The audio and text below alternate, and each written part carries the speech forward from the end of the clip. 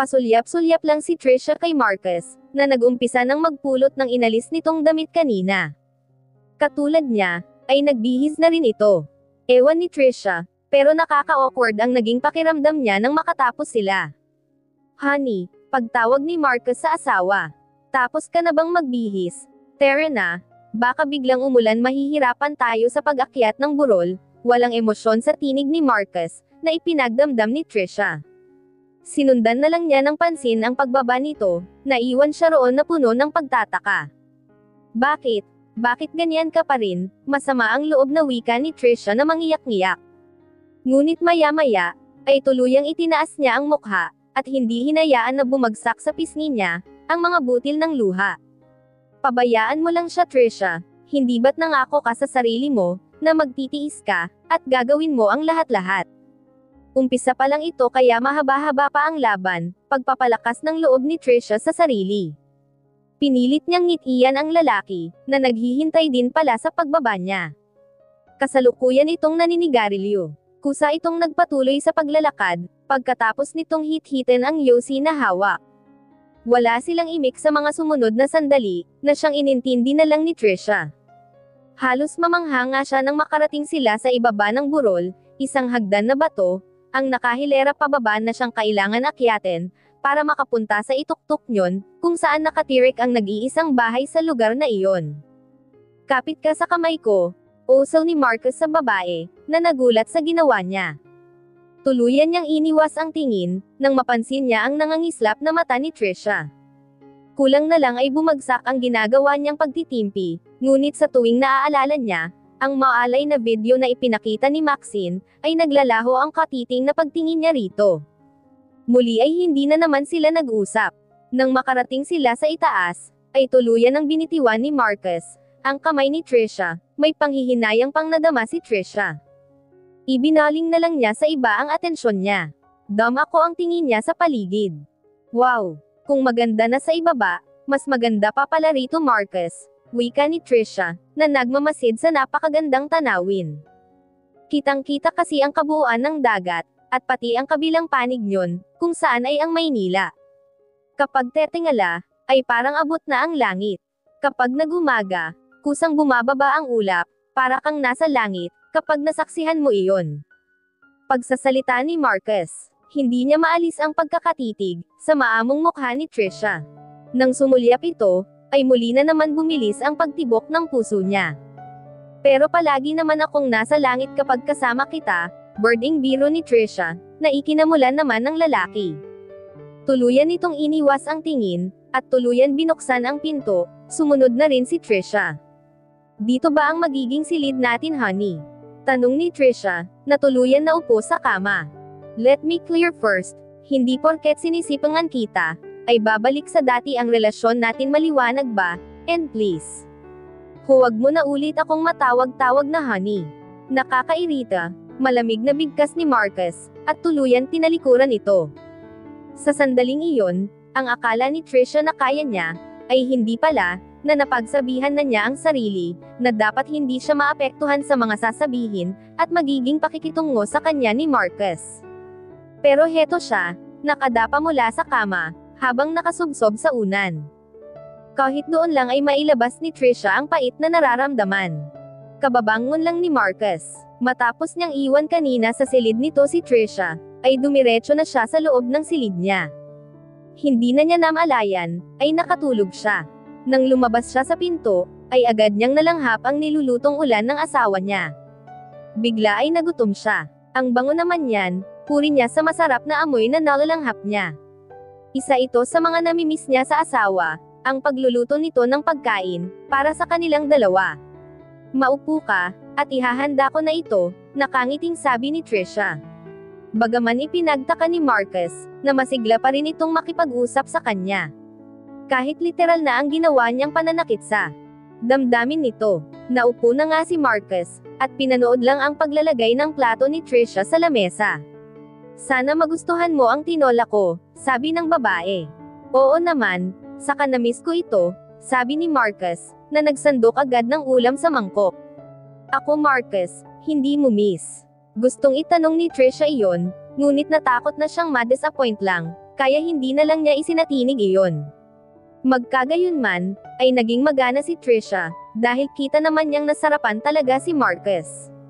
Sa niluto niya, masarap ka pa rin magluto, puri nito matapos nilang makakain. Salamat, hayaan mo ipagluluto kita ulit bukas, sabi naman ni Trisha. Ngunit nang lingunin niya ito, ay nakalabas na pala ito ng kusina. Muli ay natahimik na naman si Trisha, nag-concentrate na lang siya sa paghuhugas ng pinggan. Mabuti pa kayo, kailangan niyo ako pero iyong kakilala ko. Pinapakisamahan na lang ako, nagdaramdam na pakikipag-usap ni Trisha sa sarili. Matapos niyang makapaglinis sa kusina, ay dumiretso na siya sa silid niya, at naligo. Ano ta? Hindi makapaniwalang bulong ni Trisha, habang nakatitig sa lingri na kinuha niya, mula sa loob ng luggage niya. Halos wala na siyang itago kapag isinuot niya iyon. Haste, kakainis ka talaga man. Nainas niyang usual, pero maya-maya ay natawa na lang siya, sa pinaggagawa ng manager niyang mas maalay pang mag-isip sa kanya. Inaayos na ni Trisha ang higaan niya ng mga sandaling iyon, nang makarinig si Trisha ng sunod-sunod na pagkatok, mula sa pinto ng kinaroroonan niyang silid. Bukas iyan, sabi niya, matapos niyang maisuot ang roba. Nginitian niya ito, nang makita niyang may daladala itong isang baso ng mainit-init pang gatas. Drink this. Naisip ko baka hindi ka makatulog, kaya tinimplahan na kita, sabi ni Marcus. Salamat, pero huwag ka na sanang nag-abala pa, mahina niyang saad. Tuluyan nang ang ininom iyon ni Trisha. Hayaan mo na patulog na rin naman ako, sagot lang ni Marcus. Nakatitig lang ito sa kanya, kapag ganoon itong tumingin, ay nakakaramdam ng discomfort si Trisha. May kailangan ka pa ba? Tanong niya. Naglakad muna sa may bintana si Marcus, kasalukuyan pumapatak ang mahinang ulan mula sa labas. May itatanong ako sa iyo, bakit ka pumayag sa gusto ko? Dahil mahal kita, ayaw kong mawala ka sa buhay ko. Mahal mo ako. Ayaw mong mawala ako sa buhay mo. Ginagago mo ba ako ha? Ang mabalasik na sigaw ni Marcus. Bigla naman kinabahan si Trisha, sa nakikitang galit sa mukha ng asawa. Totoo ang sinasabi ko, ano ba talaga ang problema Marcus? May ginawa ba akong mali? Inilagay na niya sa gilid ang baso. Nagtatanong ka pa, alam mo ang sagot dyan Trisha. Magmula nang nakipagrelasyon ka sa Harris na iyon. Alam mo ba kung gaano kasakit na makitang ginagalaw ka ng ibang lalaki? Sobrang sakit. Nabigla naman si Trisha, dahil hindi niya maintindihan, ang pinagsasabi ng asawa niya. Ano bang sinasabi mo? Hindi iyan totoo. Kahit kailan, ay wala akong naging iba.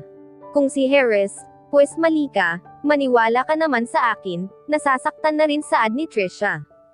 Bigla ang paglapit niya sa lalaki, at mahigpit na yamakap rito.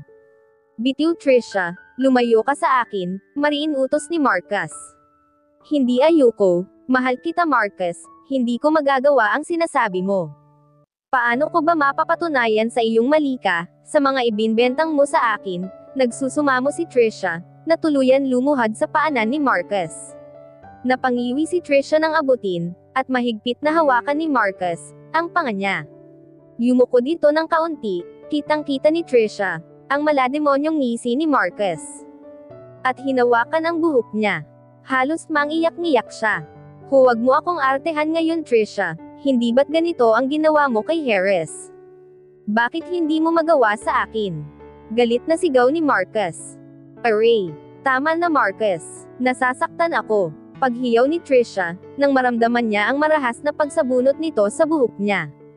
Pakiramdam niya, ay parang mabubunot iyon mula sa anit niya. Ngunit hindi siya pinapakinggan ni Marcus, bagkus ay pahadyos siyang itinulak sa kama.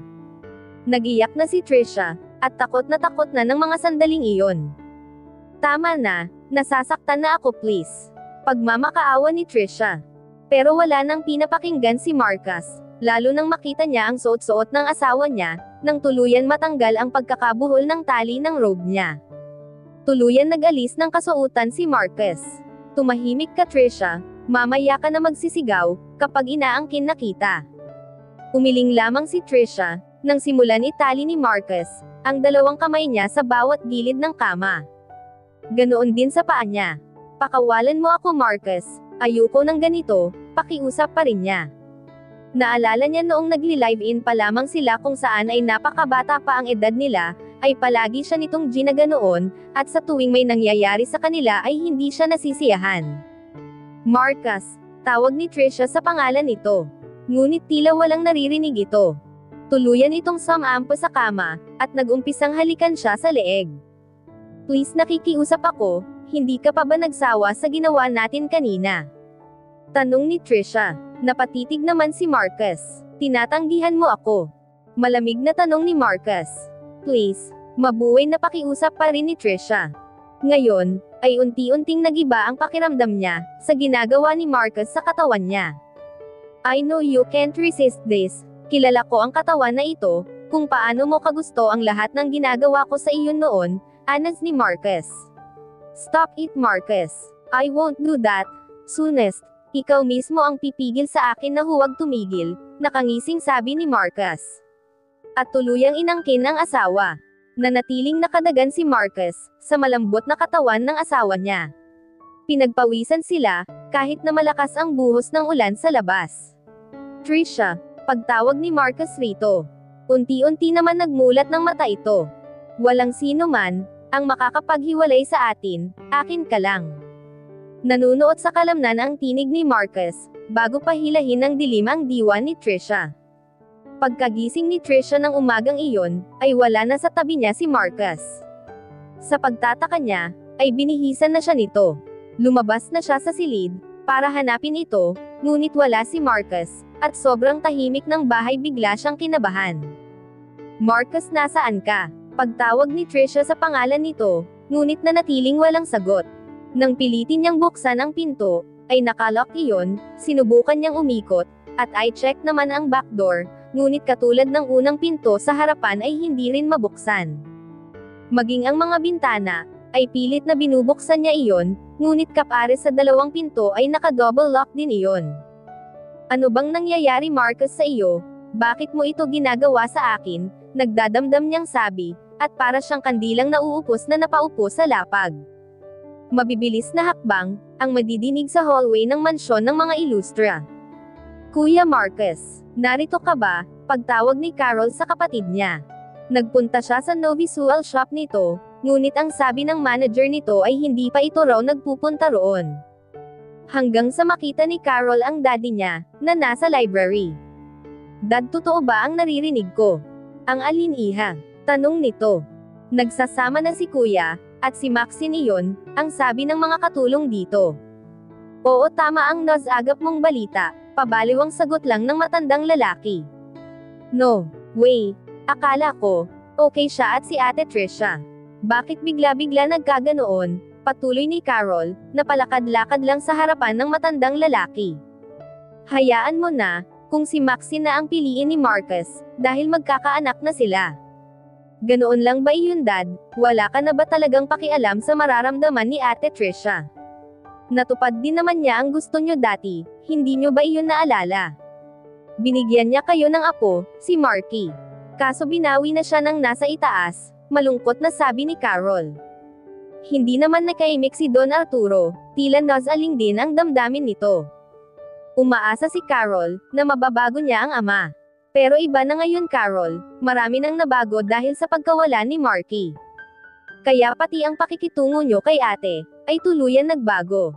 Para na rin binubura mo sa buhay nyo, ang lahat ng alaala ng apo nyo sa ginagawa mo, patuloy na pangungonsensya ni Carol. Mukhang tinamaan naman ito, dahil tuluyan nag-iba ang ekspresyon sa mukha nito. That's not true iha, alam mo iyan. Ginagawa ko ang lahat, para sa ikakabuti ng kuya mo, kung ano ang tama. Hindi iyan totoo, dahil maling-mali kayo sa ginagawa niyong pakikialam sa amin. Tama na Dad, tigil na, maawa naman kayo sa amin ni kuya, pabigyan niyo naman kaming maging masaya, kahit ngayon lang, umiiyak ng saad ni Carol, bago ito tuluyan umalis sa harapan nito. Nakaupo lang naman si Marcus, sa leather sofa, habang sumisimsim sa bubbles again baso na naglalaman ng brandy. Kasalukuyan siyang nasa hideout ni Timothy, Nagpunta siya roon, dahil nagpapalamig siya ng ulo. Bro, ano bang nangyayari sa iyo? Lately ay bigla ka nang nawawala. Si Carol, hindi ko na alam ang sasabihin ko, sa tuwing nagtatanong siya kung kasama ba kita, wika ni Timothy, na panay ang hit-hit sa sigarilyo na hawak-hawak. Mayroon lang akong pinagkakabalahan, simpleng sagot lang ni Marcus. Wait, I know that look. Anong plinaplano mo? Don't tell it's all about your wife Trisha. Ano? Bang problema nyo? Care to tell me bro, pilit na pinapaamin ni Timothy ang kaibigan. Huwag mo nang tanungin iyon. Trisha ang are having a good time, in my private property, that I bought for her, nakangiting sabi niya rito. Oh, good ayun pala eh. Okay naman pala kayo. So si Maxine okay din ba kayo, kung may ipapagawa ka sa akin? Sabihin mo lang, baka makatulong ako. Mahirap din mag-handle ng dalawang babae sa buhay bro, si Carol nga, para na akong mabaliw-baliw sa pagiging nagger. Pagbibiro nito, sira, bro I can handle her, dala lang siguro ng pagbubuntis niya, kaya siya nagbutbanga nga sa akin, saad lang ni Marcus. Nagpunta siya kanina sa apartment nito, at hindi niya nagustuhan ang isinalubong nitong pagmumura sa kanya. Lang araw lang siya nawala, pero gigil na gigil ito, dahil sa hindi raw siya nakakauwi. Na para bang siyang pagmamay-ari na nito. Si Trisha nga, pinapabayaan lang siya, kapag ilang araw siyang hindi nagpapakita. Ngayon ni Marcus na realize, he only wants to be with Trisha. Kaya nga nag-isip siya ng paraan, para masolo niya ito. Mabuti na lang, at pumayag ito sa gusto niyang magsama sila. Hindi naman niya tinutuo na makikitira rin si Maxine. He bought that property, para lamang rito, at wala siyang balak na magpatira ng ibang babae, bukod dito. In that case, doon lang siya nakakasiguro. Tuluyan na siyang tumayo matapos niyang masaid ang laman ng ininom niya. Saan ka pupunta niyan? Tanong ni Timothy. Babalik ako kay Maxine, may nakalimutan lang akong sabihin, sabi niya. Sige bro, ingat ka bilasan mong bumalik ha, habol pa ni Timothy. Titingnan ko, baka matatagalan na naman iyon, usual ni Marcus. Okay lang basta babalik ka, muling pang-uulit ni Timothy. Fine, basta bahala ka na kay Katol, at sa pamangkin ko, iyon lamang, at tuluyan nang naglakad paalis si Marcus. Katatapos lang na pinatulog ni Maxine ang anak, nang marinig niya mula sa ibaba ang pagtunog ng telepono. Nagmadali na siyang bumaba, at sinagot iyon. Hello, pagsagot ni Maxine. Kumusta na? Mukhang nakakalimutan mo na ang usapan natin, tinig ni Harris, mula sa kabilang linya. Kahit paano, ay nakaramdam ng kaba ang babae. Pwede ba tigilan mo na ako? Okay na kami ni Marcus. Okay pala ha, pero bakit balita ko, nagsasama na ulit si Trisha, at ang lalaking iyon? Pinaggago mo ba ako? Galit nitong sabi kay Maxine. Hindi siya nakapagsalita, dahil ang totoo, wala siyang kahit ideya. Pero ngayon alam na niya kung bakit, hindi ito umuuwi sa kanya. Bakit hindi ka makapagsalita, dahil tama ako. Wala ka pala eh, loser ka rin katulad ko. Saka nagtatawa si Harris. Manahimik kang baliw ka, kaya hindi ka minahal ni Trisha, dahil sa ganyan ka. Wala kang kakwenta-kwenta. Ganoon, alalahanin mo binuntis kita, at nagagamit mo ang anak ko, para maitali sa iyo si Marcus, tapos sasabihan mo ako ng ganyan. Alalahanin mo dugot laman ko rin, ang damdaloy sa batang ipinagbubuntis mo. Ama pa rin ako niyan. Ama, nasasabi mo pa iyan Harris? Oo sabihin na natin, pumayag akong makipagtulungan sa iyo. Nagpabuntis ako sa iyo, pero hindi ako sumang-ayon, na maging ama ka sa anak ko. Dahil kahit na kailan, si Marcus lang ang kikilanan na tatay, nitong anak natin, naiintindihan mo ba iyon Harris? Galit niyang sigaw. Bigla ang pagsarado ng pinto sa gilid niya. Nanlaki ang mata ni Maxine, nang makita niyang nakatayo. Roon si Marcus, at malamig ang pagkakatingin sa kanya. Kanina ka pa ba riyan? Si Maxine, nakabadong-kabado, habang pinagmamasdan si Marcus. Oo, narinig ko ang lahat, dinig ni Maxine, ang pait sa tinig ng lalaki. Sorry honey, ginawa ko lang iyon dahil mahal na mahal kita. Patawarin mo sana ako, Umiyak ng pagmamakaawa ni Maxine, na akmang lalapit kay Marcus, ngunit mabilis na sumenyas ito, para maawat siya sa paglapit. Don't you dare to come nearby me, baka mapatay kita. May isang tanong lang ako, iyong ipinakita mong video ni Trisha, kasama ang Harris na iyon. Totoo ba iyon, o gawa-gawa mo lang? Nanginginig na sigaw ni Marcus, kay Maxine, na nagulat sa pagsigaw niya. Tumango lang ito, halos hindi mapaniwalaan ni Marcus iyon. Bullshit ka Max, best friend kita. Malaki ang tiwala ko sa'yo, pero nagawa mo akong gawing tanga. Pinaikot-ikot mo ako, para makuha ang gusto mo. Sorry Marcus, ginawa ko iyon, dahil sobra kitang mahal, you know, that I always wanted a complete family. Masama ba ang gusto ko? Umiiyak na sabi ni Maxine, at mabilis na kumapit sa binti ni Marcus. Hindi naman masama ang ideya, pero sa naging sitwasyon natin, oo. Big time. Sige na bitiwan mo na ako, kailangan kong puntahan si Trisha, pag-awat niya kay Maxine, na hindi pa rin bumibitiw. No Marcus, please piliin mo ako, dahil ako ang totoong nagmamahal sa'yo. Patuloy na pagmamakaawa nito. Kung mahal mo talaga ako, pabayaan mo ako. You know what I really felt, alam mong kay Trisha ako sasaya. She's my life, my everything, pakiusap, don't take that away from me. Tuluyan na niyang pinatayo si Maxine. For the last time, let us settle this down. You're my best friend Max, hindi ko gustong magkagalit tayo. Pabayaan mo na akong bumalik, sa totoong mahal ko, at alam mong kilala mo siya. Unti-unti, ay napabitiw si Maxine, tumanggo-tango lang ito, habang patuloy na umaagos sa pisngi niya ang luha. Tuluyan sinapon ni Marcus, nang magkabilang palad niya ang pisngi ni Maxine, iniangat niya ang mukha nito, at inaalis ang pumapatak pa rin luha nito. Thank you for understanding Max, mag-ingat ka lagi. I hope you'll find your true happiness, to someone that will love the way you always wanted. Hinalikan na niya ito sa noo, at pagkatapos nyon, ay tuluyan na siyang lumabas ng bahay ni Maxine, at sinuong ang malakas na ulan.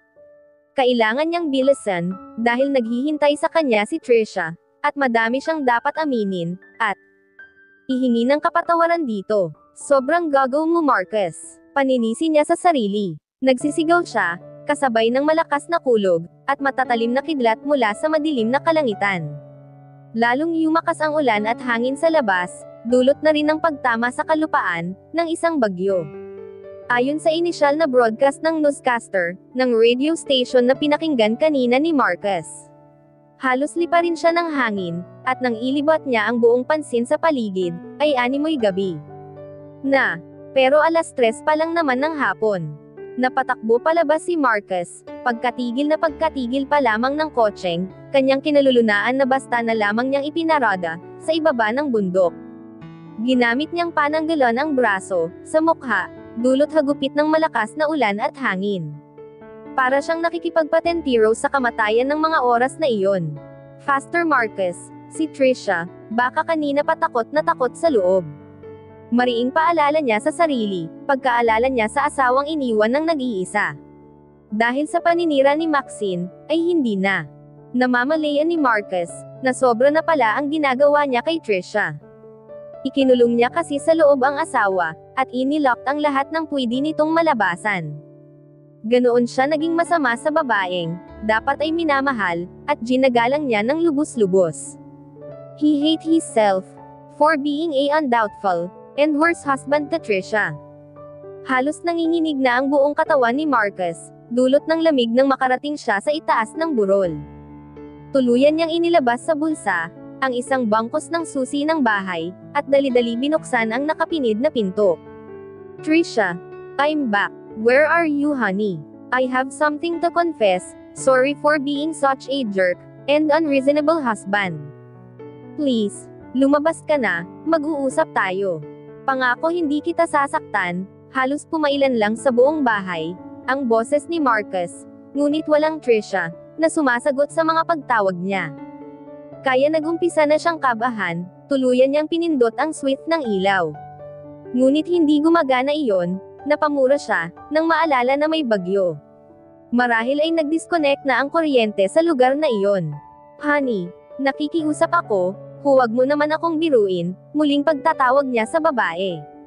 Tuluyan niyang inilabas ang phone, sa loob ng nabasa niyang pantalon. Mabuti at gumagana pa rin naman iyon. Shit, walang signal. Pagmumura ni Marcus, binuksan na niya ang flashlight ng hawak niya, at hinalughog ang buong kabahayan. Baka nagtatago lang ang asawa niya. Kilala niya ito, hindi ito magtatangkang lumabas ng bahay, kapag ganitong masama ang panahon. Isang beses, ay naranasan na nitong ma-stranded sa sariling kotse nito, sa gitna ng kalsada na binabaha na. Sobrang takot na takot ito noon, ayon na rin sa kwento nito sa kanya. Mabilis na nagpunta siya sa kusina, at mabilis na tiningnan ang pinto.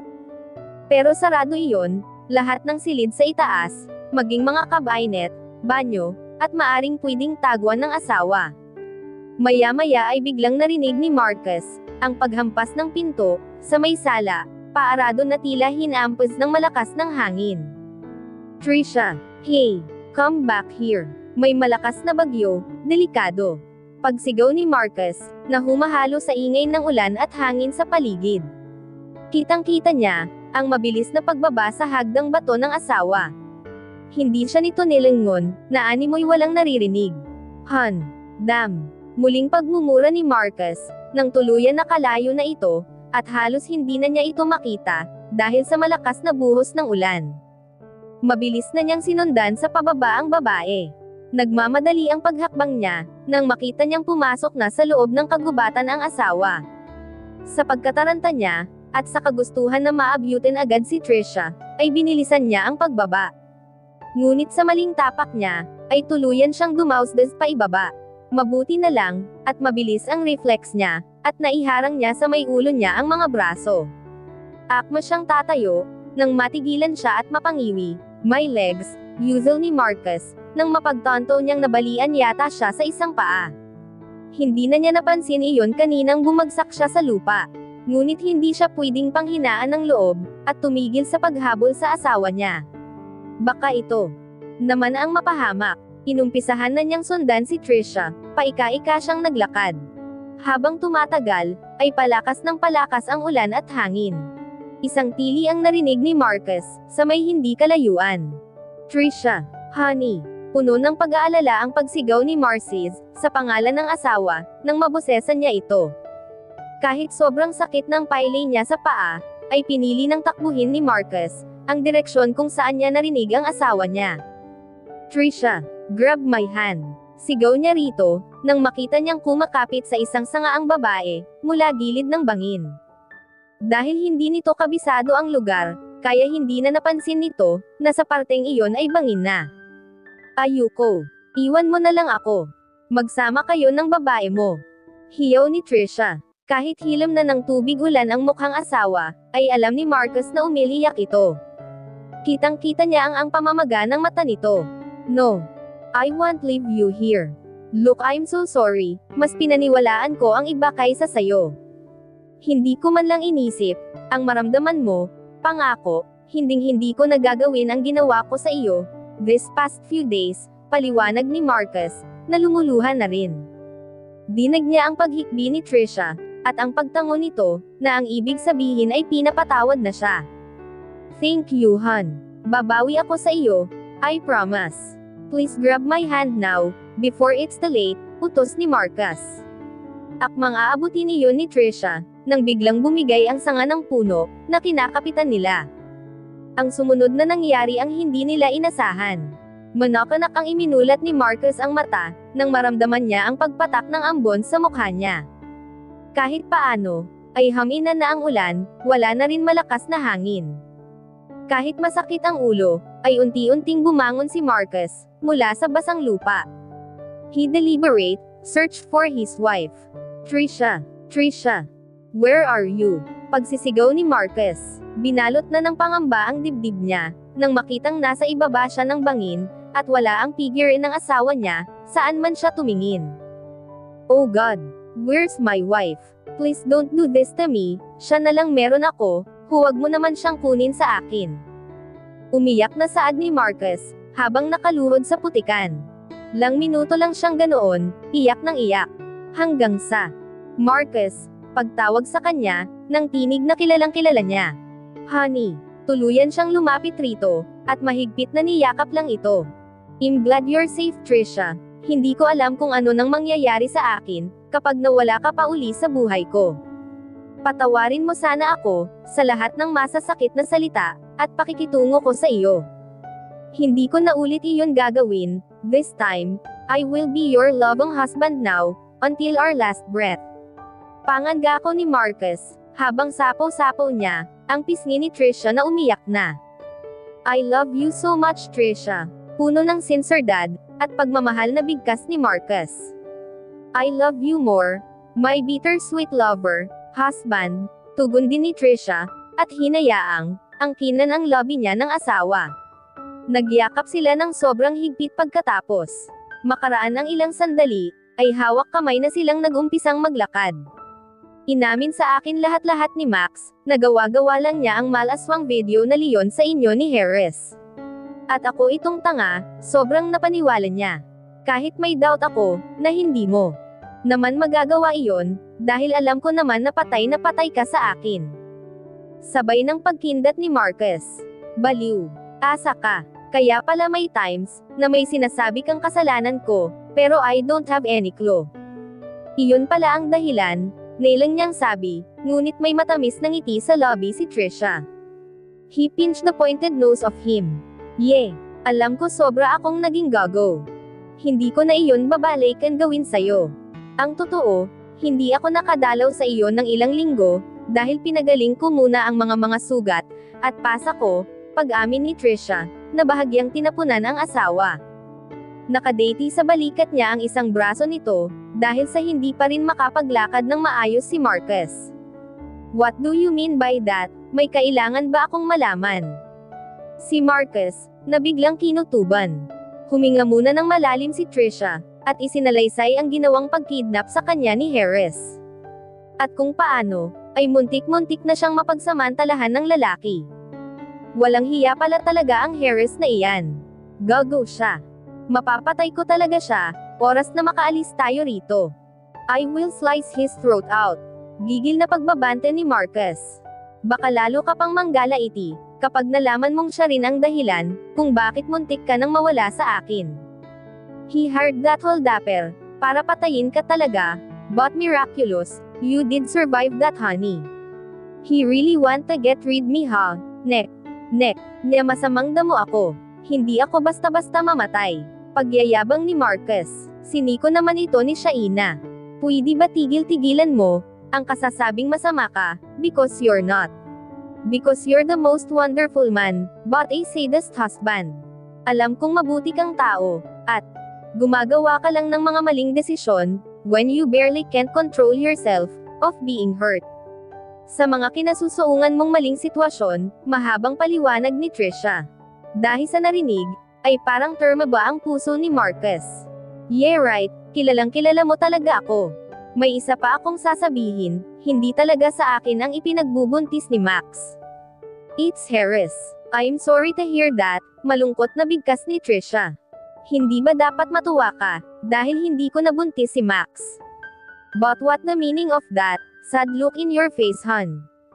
Tak ang tanong ni Marcus. Beakos alam ko na gustong gusto mo, magkaroon ng maraming anak, at hindi ko kayang ibigay sa iyo yon. Kaya kahit sobrang masakit, hahayaan kitang mapunta ka na lang kay Maxine, naiiyak na sabi ni Trisha. Listen carefully, hon, paano ko magagawa iyan, kung ikaw lang ang taong gusto kong makasama, at mahalin sa habang panahon. I made so many mistakes in life, sa sobrang dami nyon, ay para sa akin, ikaw ang nag-isang tamang nangyari sa buhay ko. Kayo ni Marky, hindi ako mabubuhay, kapag pati ikaw mawawala. Muli silang nagyakap ng mahigpit, they found the happiness, and peace in each other's arms now. 1 year ago, binilisan na ni Timothy ang pagdadrive, papunta sa bahay bakasyunan ni Marcus. Napunan niya ang pagbabibrate ng phone niya, sa may dashboard niya. Pinindot niya ang loudspeaker, para marinig niya kung ano man ang sasabihin pa ng babae. Hello, ano iyon sweetheart? Tanong ni Timothy, na binagalan ang pagpapatakbo, dahil pa blind curve ang papasukan niya. Nasaan ka na? Tanong ni Carol mula sa kabilang linya. Dinig nito ang maingay na usapan sa background. Malapit na ako sweetheart, pasensya na, sobrang traffic sa EDSA kanina, paghingi ng pasensya ni Timothy. Ang sabihin mo na ang babae ka na naman. Galit nitong akusa sa kanya. Sweetheart, you know that is not true. Patay ako kay Marcus kapag nangyari iyan. Sabi niya, at kumadlit sa isipan niya, ang nagbabalang titig dati sa kanya ng kaibigan, oras na lokohin niya ang kapatid nito. Wala na siyang narinig na sagot mula rito, dahil tuluyan na siyang pinatayan nito. Grabe talaga iyon, mana talaga kay Marcus, naiiling na sabi ni Timothy. Bakit kasi ayaw mo pang pakasalan, kanti yun naman ni Sean, na siyang nasa tabi niya. Dumaan pa siya kanina sa kondo ng mga ito, para isahan na lang ang maging biyahe nila. Bro, gagawin ko talaga iyan, tiyak lagot ako kay Marcus, kapag hindi ko pa pinakasalan. Para na rin manahimik na sa kakaduda sa akin si Carol, wika ni Timothy. Talaga kung ayaw mong bulabugin kanyon. Namiss ko rin ang isang iyon, bulong ni Timothy. Napadako ang pansin niya mula sa labas, kitang-kita niya ang napakagandang panahon. Hindi katulad noong isang taon, halos burahin ang lugar na iyon noon. Mabilis na ipinarada ni Timothy, ang kotse sa ibaba ng bundok. Ang ganda pala talaga rito, kaya pala binili ito ni Marcus, puri ni Sean, na pinagmamasdan ang buong paligid. Tara akyat na tayo, ang taas naman. Puna ni Timothy, na pinagmasdan ang hagdan na bato paakyat. Bilasan na lang natin, kung ayaw mong sabunin ka na naman ni Carol, wika ni Sean, at nauna ng pumanhik. Fine. Ano magagawa ko? Sabi ni Timothy, at mabilis na sumunod sa kaibigan. Nang makarating sila sa itaas, ay napawi rin naman agad ang pagkayamot ni Timothy, dahil sa nakaka-mesmerized, na matatanaw. Kita ang malaasol na dagat, sa dako roon, sa ibang panig ay halos nakaka-relax ang may birding gubat na nadaanan nila. Mabuti naman, at nakarating ka rin. Umikot ang mata ni Carol, at tuluyan itong tinalikuran ng babae. Sorry naman, nag-umpisa na ba? Pagtatanong ni Timothy, ngunit hindi siya pinansin ni Carol. Tuloy-tuloy ito sa likod bahay, kung saan makikita naman ang mababang ulap, animoy pinapayagan silang nahawakan yon. Carol, samaw ni Timothy. Tuluyan na niyang nilapitan ito. Kung kanina ay galit, ang makikita sa mukha nito, ngayon ay kalungkutan na. Hindi ka na talaga nagbabago, kung pwede lang sana kitang isumbong kay kuya eh.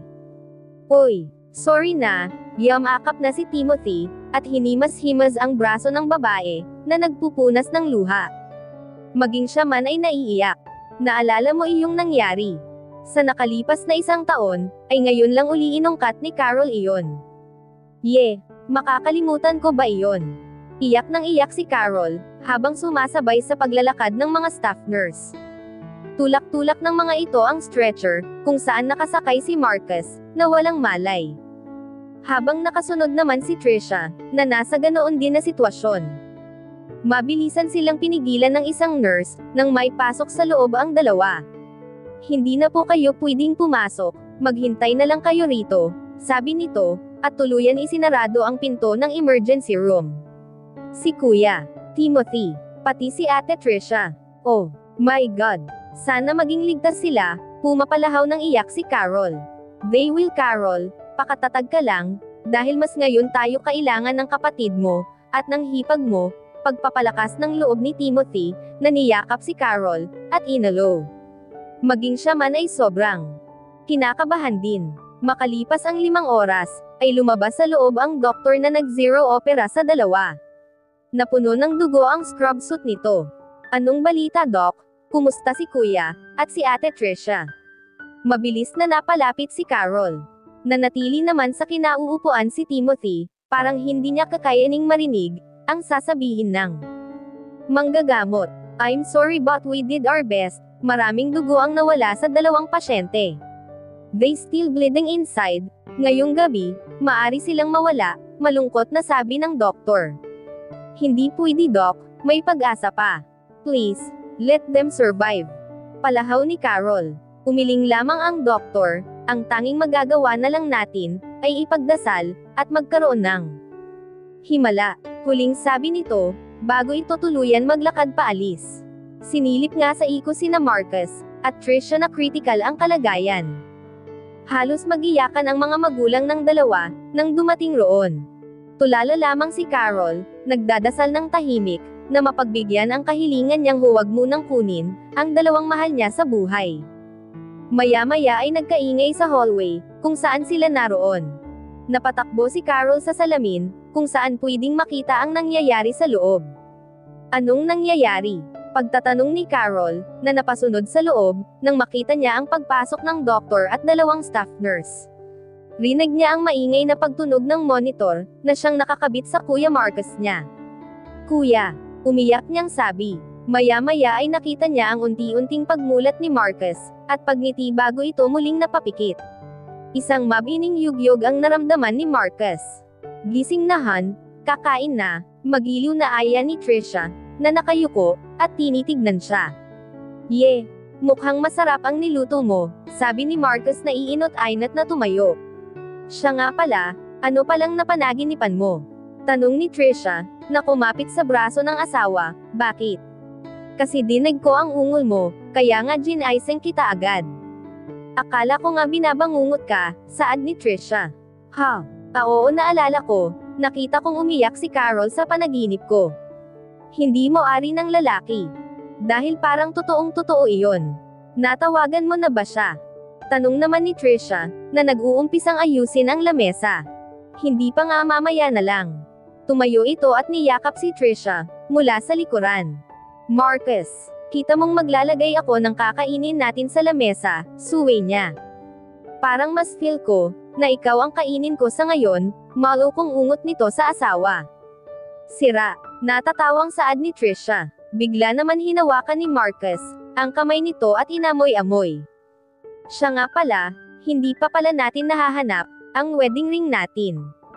Don't worry papagawa na lang tayo ng bago, usual ni Trisha, at inihinaplos niya ang kabilang kamay, sa wavy na buhok ng asawa na busy sa paghalik-halik sa daliri niya. Hayaan mo na iyon honey, okay lang, basta ang mahalaga ay tayo. Wedding ring lang yan, puno ng pagmamahal na usual ni Marcus. Oo honey, hindi na tayo maghilhiwalay, sabi naman ni Trisha. Napakurap si Carol, nang panakaw siyang halikan sa lobby ni Tomoday. Nasample niya tuloy ito. Sa tingin mo Timothy, anong ginagawa ni Kuya Marcus at Ate Trisha? Aba malay ko, PNGOs na sagot ni Timothy, naman sagutin mo kasi ng maayos. Isang kurot sa tagiliran ang ginawa nito sa lalaki na napa-array ang sakit nyon, pabayaan mo na kasi ang kuya mo, ang tanda-tanda na nyon.